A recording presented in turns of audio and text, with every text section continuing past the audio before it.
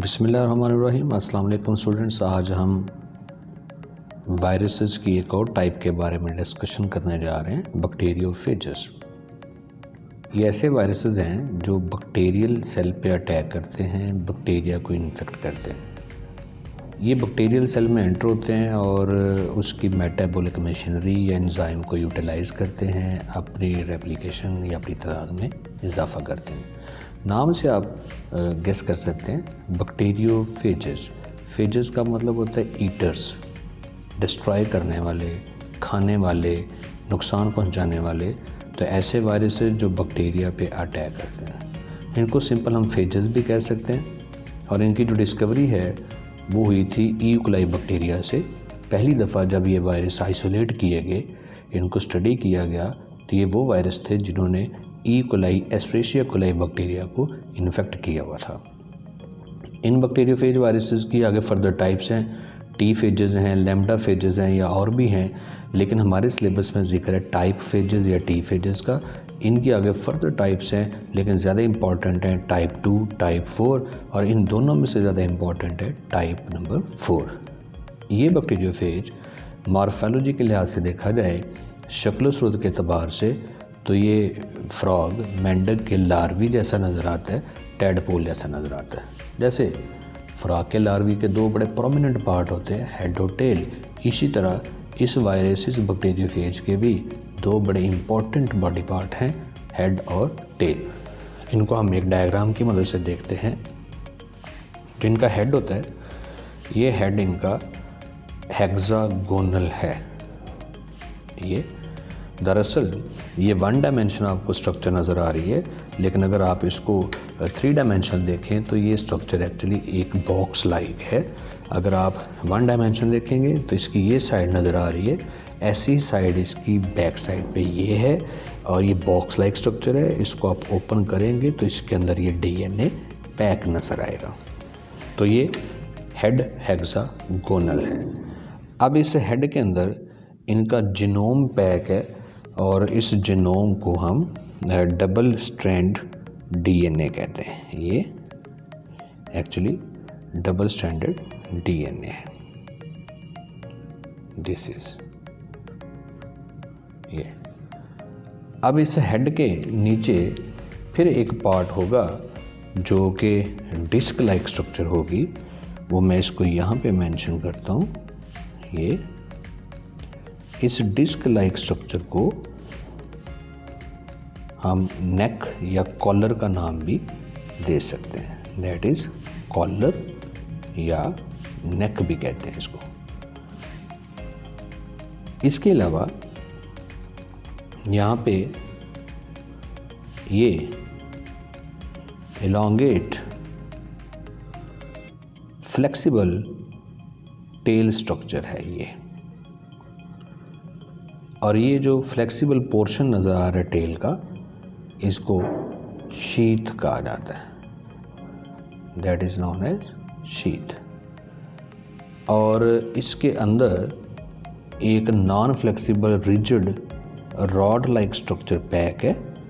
ये जो मैं ब्लू कलर में ड्रॉ कर रहा हूँ, that is known as core, tail core. और शीथ के एंड पे अगेन इस तरह एक फ्लेक्सिबल स्ट्रक्चर है।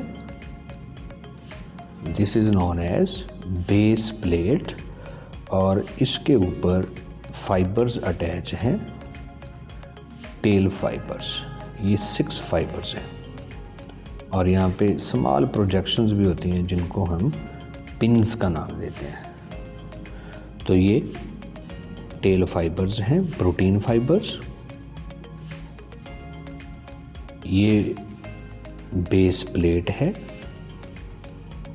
और एंड प्लेट भी आप इसको कह सकते हैं, और बेस प्लेट के ऊपर फर्दर ये पिन्स अटैच हैं। टेल फाइबर की तादाद है 6। अब यहाँ से हम ये पूरी स्ट्रक्चर जो है इसको टेल का नाम देते हैं ये, और हेड और टेल दोनों, चूँकि ये इस वायरस की आउटर बाउंड्री है, प्रोटीन बाउंड्री है, तो ये असल में बैक्टीरियोफेज वायरस का कैप्सिड है। और जो हेड के अंदर डीएनए पैक है ये इसका कोर या इसका जीनोम या इसका न्यूक्लिक एसिड है। तो ये बैक्टीरियोफेज वायरस की स्ट्रक्चर है।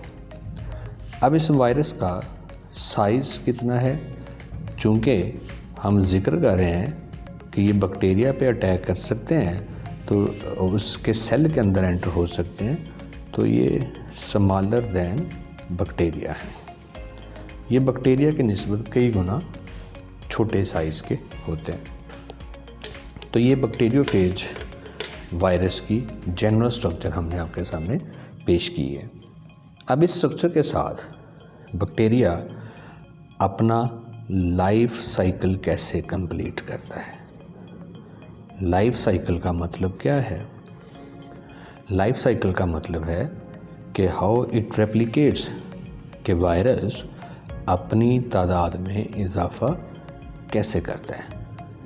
एक बैक्टीरियोफेज है, इससे फर्दर न्यू बैक्टीरियोफेज, इसकी आगे नस्ल कैसे चलेगी, नए बैक्टीरियोफेज इसमें से कैसे पैदा होंगे। तो लाइफ साइकिल के बुनियादी जो स्टेप्स हैं, इसके मुख्तलिफ मरहले हैं। उनमें से पहला मरहला है लैंडिंग, सेकंड स्टेप है अटैचमेंट या एडजॉर्प्शन, थर्ड स्टेप है पेनिट्रेशन। उसके बाद फोर्थ स्टेप में ऑप्शन है कि पेनिट्रेशन के बाद मे बी स्टार्ट हो लाइटिक लाइफ साइकिल, या फिर ऑप्शन है कि स्टार्ट होगा लाइसोजेनिक लाइफ साइकिल।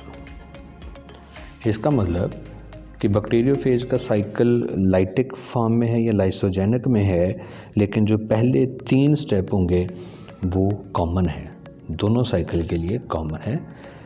जब ये वायरस अपना डीएनए बैक्टीरिया के अंदर दाखिल कर लेता है, पेनिट्रेशन हो जाती है, उसके बाद फैसला होगा कि लाइफ साइकिल लाइटिक है या लाइसोजेनिक है।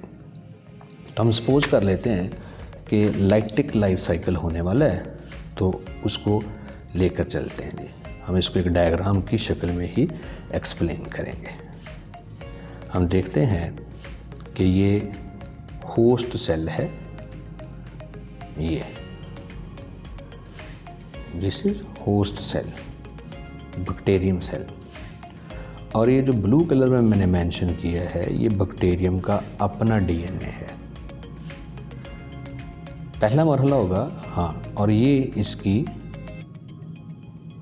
सेल वॉल है बैक्टीरियम की, ये this is the host bacterium और this is the bacterial DNA, या इसको आप होस्ट डीएनए भी कह सकते हैं। पहला मरहला होगा कि ये जो बैक्टीरियोफेज है इन्वायरमेंट में, अब हम इसको सिंपल स्ट्रक्चर में शो कर लेते हैं। ये बैक्टीरियोफेज इन्वायरमेंट में मौजूद है, ये, और ये अंदर टेल कोर भी आपको नज़र आ रहा है, और इस बैक्टीरियोफेज के पास इसका डीएनए है, ये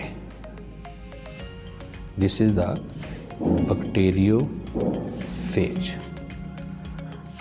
अब ये एनवायरनमेंट में से बैक्टीरियल सेल के ऊपर ट्रांसफ़र होता है।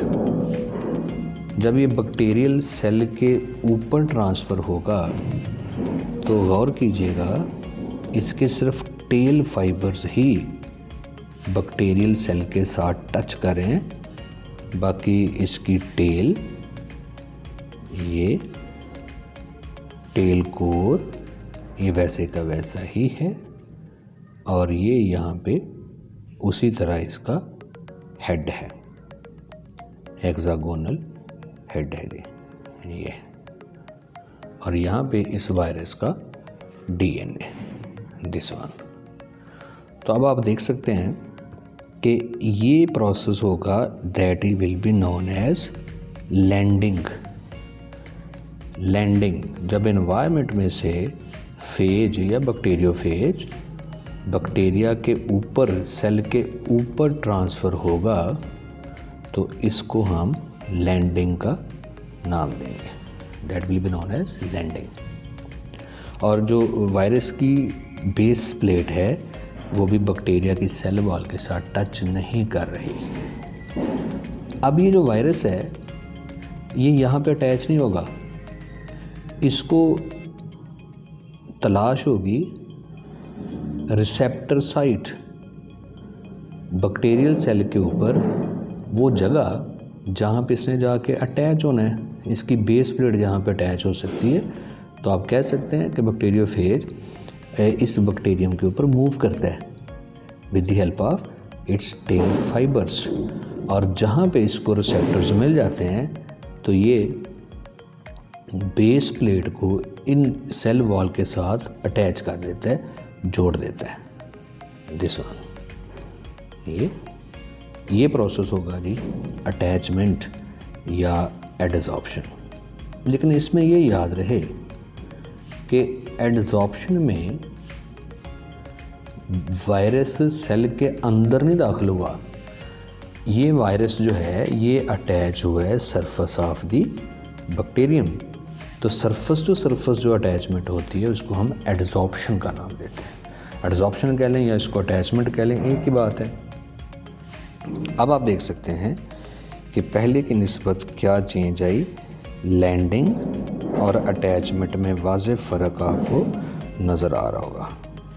ये उसी तरह से टेल कोर है और ये हेड उसी तरह से, दिस वन। और हेड के अंदर वायरस का डीएनए पैक है।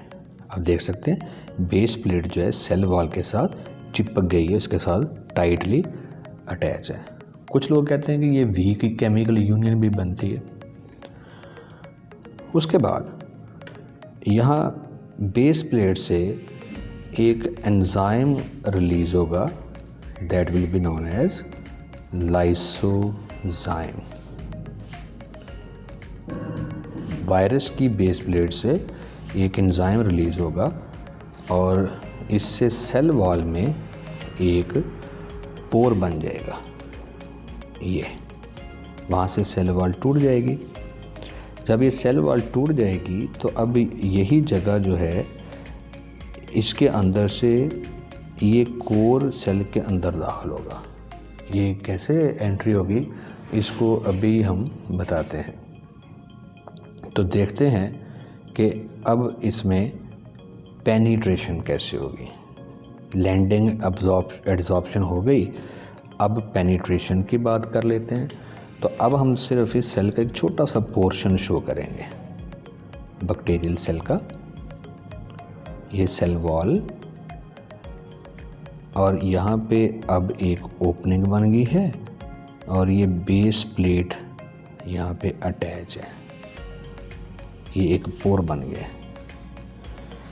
अब जो टेल शीट होगी वो कंट्रैक्ट कर जाएगी, ये ऐसे नीचे तक प्रेस हो जाएगी ऐसे।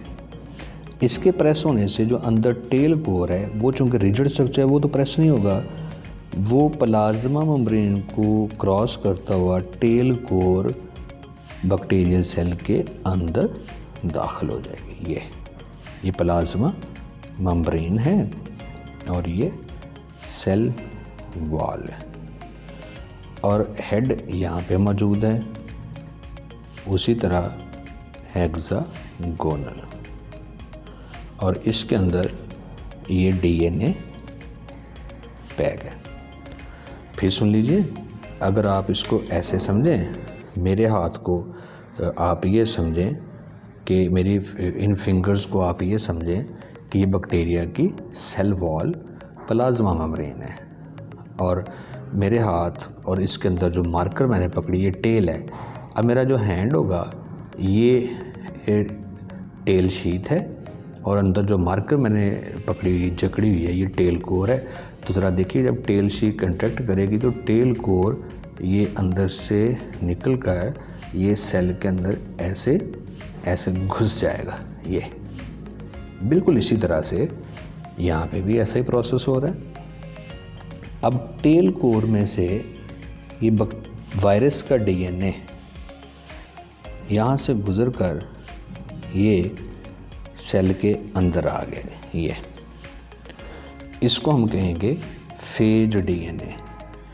चूँकि इसमें पूरा वायरस बैक्टीरिया के अंदर दाखिल नहीं हुआ, कैप्सिड सारे का सारा हेड और टेल सारी बैक्टीरियल सेल से बाहर ही रही है और अंदर सिर्फ इंजेक्ट किया गया कि इसको वायरस के डीएनए को, तो इसको पेनिट्रेशन के साथ साथ हम इंजेक्शन ऑफ डीएनए प्रोसेस भी कह सकते हैं, इंजेक्शन ऑफ डीएनए।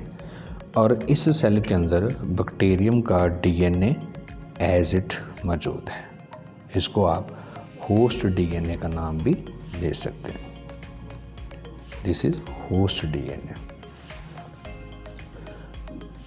अब होस्ट डीएनए या बैक्टीरियम का अपना डीएनए टूट जाएगा, डिसइंटीग्रेट हो जाएगा, तो सेल का सारा कंट्रोल वायरस के डीएनए या फेज के डीएनए के पास आ जाएगा। Bacterial DNA is digested, disintegrated. Bacterial DNA टूट फूट जाएगा, डिसइंटीग्रेटेड। अभी टूट गया तो होस्ट सेल का सारा कंट्रोल वायरल डीएनए के पास आ जाएगा, फेज डीएनए। आप देख सकते हैं ये बैक्टीरियल होस्ट, दिस वन, और अब इसमें एक DNA that is phase DNA. ये दिस वन। अब ज़रा सेल डीएनए के बगैर तो सर्वाइव नहीं करता। जब होस्ट का अपना डीएनए नहीं है तो फिर इस होस्ट सेल का सारा कंट्रोल किसके पास होगा, फेज डीएनए। तो ये डीएनए होस्ट के ही एंजाइम को यूज़ करेगा और इसकी मदद से अपने मल्टीपल डीएनए बना लेगा, अपनी ही बेशुमार कॉपी डीएनए की बना लेगा। अब ये जितना भी डीएनए बन रहा है ये सारा फेज का ही है, वायरस का ही है, बैक्टीरियोफेज का ही है। और इसने ये डीएनए कैसे बनवाया, होस्ट सेल के ऊपर कंट्रोल किया है। ज़ाहिर है डीएनए से फिर आगे प्रोटीन बनेगी और जो प्रोटीन बनेगी वो अगेन वायरल प्रोटीन ही होगी। और वो प्रोटीन कौन कौन सी होगी, दैट इज़ हेड। बहुत सारे हेड बनाए जाएंगे, जितने डीएनए मॉलिक्यूल उस हिसाब से नए हेड भी बन जाएंगे। अब हेड के साथ साथ टेल भी बनेगी, ये नई टेल्स बनाई जाएंगी और ये भी प्रोटीन्स ही हैं। कॉलर बेस प्लेट्स बनेंगी और टेल फाइबर्स भी बनाए जाएंगे। ये दीज आर टेल फाइबर्स। ये अब ये सारा प्रोसेस जिसमें वायरस का या बैक्टीरियोफेज के डीएनए की कॉपीज़ बन रही हैं, बैक्टीरियोफेज के ही कंपोनेंट प्रोटीन्स बन रही हैं, तो this whole process is known as synthesis process. और बैक्टीरियल सेल है बैक्टीरियम का सेल, लेकिन उसके ऊपर कंट्रोल वायरस के डीएनए के, इसलिए सेल में जो भी नया डीएनए बनेगा, जो भी प्रोटीन बनेगी, वो बैक्टीरियल सेल के लिए नहीं होगी, वो बैक्टीरियल कोई एंजाइम नहीं होगा, बल्कि वो वायरल प्रोटीन से ही बनाई जाएंगी। इसको हम क्या नाम दे रहे हैं, सिंथेसिस। नेक्स्ट होगा मैच्योरेशन, या इसको हम पैकिंग भी कहते हैं। अब मैच्योरेशन या पैकिंग में क्या चेंज आएगी उसे भी देख लेते हैं जी। मैच्योरेशन या पैकिंग, इसमें क्या चेंज आएगी वो डायग्राम में ही देखिएगा, वाज़े तौर पे आपको फ़र्क पता चलेगा कि मैच्योरेशन में क्या चेंजेस आने वाले हैं। ये बैक्टीरियल सेल है, होस्ट सेल, दिस वन। अब क्या हुआ, हेड के अंदर डीएनए मॉलिक्यूल पैक कर दिए जाएंगे। यकीनन हेड्स किसके हैं, वायरस के। और उनके अंदर डीएनए भी किसका पैक किया जाएगा, वायरस का ही किया जाएगा। ये तो हेड के अंदर डीएनए पैक कर दिए जाएंगे, इसलिए इसको मैच्योरेशन या पैकिंग कहते हैं। लेकिन फ़िलहाल टेल अभी सेपरेट पड़ी हुई है ये, और tail fibre, base plate, collars और टेल फाइबर्स अभी अटैच नहीं हुए, ये सेपरेट। फ़िलहाल सिर्फ वायरस के डीएनए को हमने पैक किया है हेड्स के अंदर, इसलिए इसको हम मैच्योरेशन स्टेज का नाम दे रहे हैं। उसके बाद नेक्स्ट स्टेप होगा, that will be known as assembly. अब इन तमाम कंपोनेंट को आपस में अटैच कर दिया जाएगा। अभी अटैचमेंट क्या कहलाएगी, this will be known as assembly. अब असेंबली के बाद क्या चेंज आई, पूरा बैक्टीरियोफेज बनेगा लेकिन बैक्टीरियल सेल के अंदर ही बनेगा। दिस वन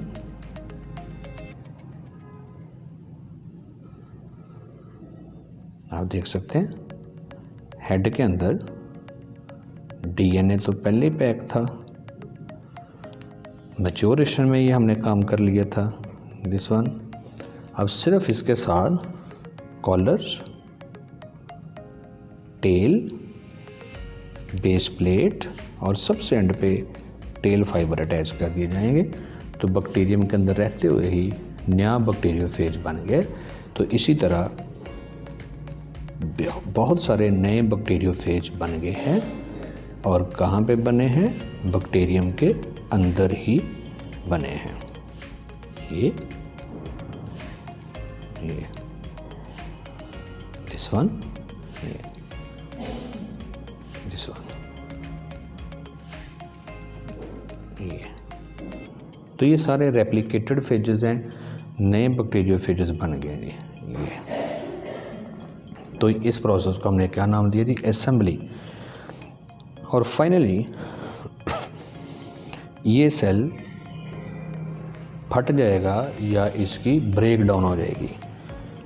अब जब ये सेल फटेगा, बैक्टीरियल सेल, ये एक साइड से बर्स्ट हो गया है, सेल वॉल भी टूट गई, प्लाज्मा मेम्ब्रेन भी टूट गई है यहाँ से ये।